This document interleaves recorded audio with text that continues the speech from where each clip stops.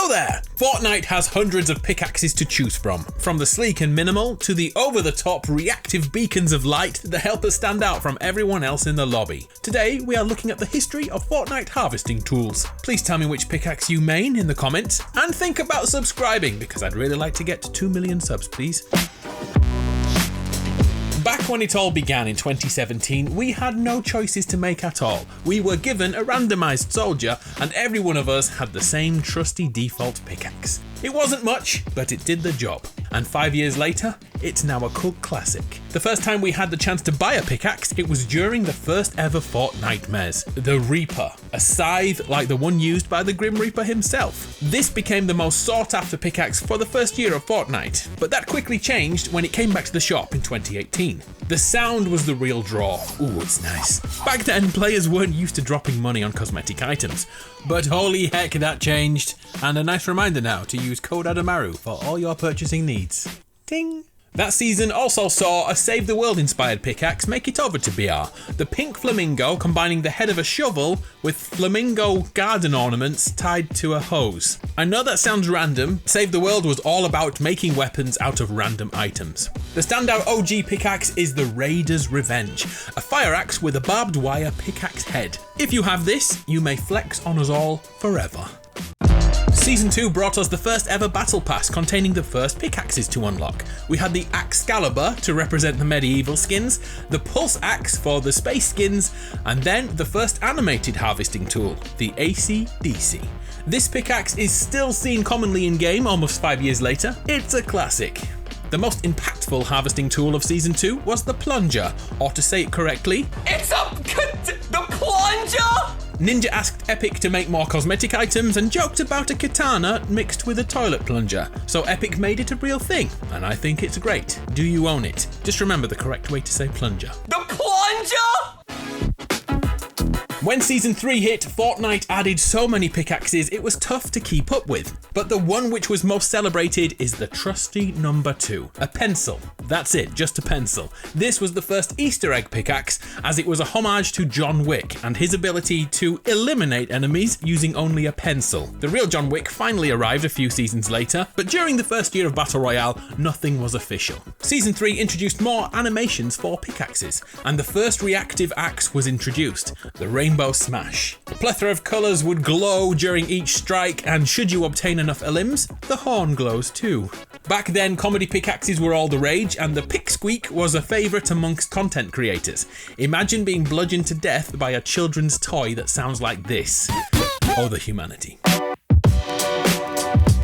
Season 4 saw a freaking giant lollipop pickaxe added, and yet another Easter egg, this time to Wreck-It Ralph. This one became a humiliation tool, just like the pick squeak. Other pickaxes included 3 superhero tools, one for the fake Wonder Woman and one for Omega and Carbide. The real pickaxe made for flexing this season was the Tenderizer, a Twitch exclusive pickaxe shaped like a butcher's meat hammer. If you own this, you have the right to flex. Season 5 changed our expectations for pickaxes. We could now use a microphone thanks to the lead singer set, and it became possible to eliminate players with balloons. A literal axe made of balloons. The embarrassment of being bludgeoned by that thing was unimaginable.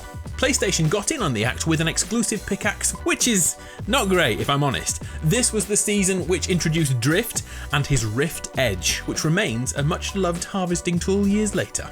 But without a doubt, the greatest pickaxe of the season was the Crowbar, and the best thing of all, it was free to everyone. We unlocked it in a new game mode. Years later, it's still considered one of the best pickaxes ever, and it was totally free. But were you playing back then to unlock it? Season 6 arrived, and Epic noticed the most used pickaxe was the Rainbow Smash, so they made a dark variant, the Thunder Crash. It was reactive too, but more emotional. It was more emo. Other axes which got a lot of attention were the Reckoning, an axe that was a stake to kill vampires, and the Guiding Glow, a pickaxe for Little Red Riding Hood to hunt down wolves. It was a weird season. A cool touch is the floating bugs that gather by the glowing light. It's a really nice touch. The big flex pickaxe of Season 6, the Stellar Axe, another exclusive, but this time for anyone who bought a Samsung Galaxy phone. I'm kinda still gutted I don't own this. It's damn beautiful. Season 7 was a season of re-releases. Many of the pickaxes that came out this season had already been here before. But that didn't mean there wasn't some great new ones too. Like the Abominable Axe, a thawing ice hammer with fish trapped inside. Still alive, by the way, flopping about. They're fine in there. Another free pickaxe dropped and it was a big deal. Marshmello was about to remind us how many of his songs we actually know without realizing, and to build up hype for his coming concert, we could unlock the Marshy Smasher. One of his well-known beats could be heard every time you swung the axe and hit something. Every single time. It was loud and it was obnoxious, so it was perfect. Recently, the axe got a golden update too, an edit style with a regal twist. Season 8 had the most pickaxes introduced than ever before. The most unique was the Swag Smasher, a freaking pirate octopus guarding a treasure chest. What more could you want? Well, the community said they wanted less, actually. The driver became a sweat item, and also a running meme about The Last of Us Part 2 and Joel's demise. Ouch. This was the season the Star Wand released. The thing sweats and wannabe sweats can't live without. I'll buy it the day I manage to crank a 90, which is not going to be anytime soon. Oh, and this was the season Save the World founders received the Rose Glow Axe. Hugely underrated in my eyes, but I do have a thing for pink. Season 9 changed pickaxes forever because dual wielding was added. The harmonic axes released and the floodgates opened. Tons of axes had new variations to buy. The memer's choice was the fork and knife. Another Easter egg referencing a young lady who was trying to impress her man by playing fork knife. Bunker Jonesy's ripe rippers were all the rage that season until the real John Wick arrived with a freaking sledgehammer. The one he used in the movie to come out of retirement. A very iconic moment. Season X is here! And the world is destabilizing, fast. Things were broken this season. I thought it was through design, as dimensions were colliding and random things were happening on the map. Yet, there were some issues too. The Star Wand began to hit people for over 50 damage, making it crazy overpowered. Thanks to that and the World Cup, that made the Star Wand the most used pickaxe of the season, and for the next year too. People loved it. Season X gave us a pickaxe from Batman and another PlayStation exclusive too, but nothing could really overthrow the Star Wand. Oh, another nice thing about Save the World, the axes from that mode came into Battle Royale. It's now Chapter 2, and one of the longest seasons in history. So much so, it had a new record for pickaxes released. The big thing this season was the Merry Mint pickaxe. A code was needed to grab this bad boy, and if you had it, you felt amazing. This season had so many top quality items to choose from. Star Wars skins were brought in, Rey's quarterstaff, Kylo Ren's scythe, and the Riot baton. Gingy was given dual-wielding gingerbread axes, and 3 versions of the Strikers released, the Molten, the Dark, and the Shadow. And then Harley Quinn and the Gotham set arrived. The Punchline and the Harley Hitter would go on to be huge, especially the Harley Hitter, which was embraced by the Sweats and the wannabe pros. My favourite pickaxe this season was El Fisto, the Storm King's Fist. I still don't know why people don't use this axe. It's a massive fist. What more could you want?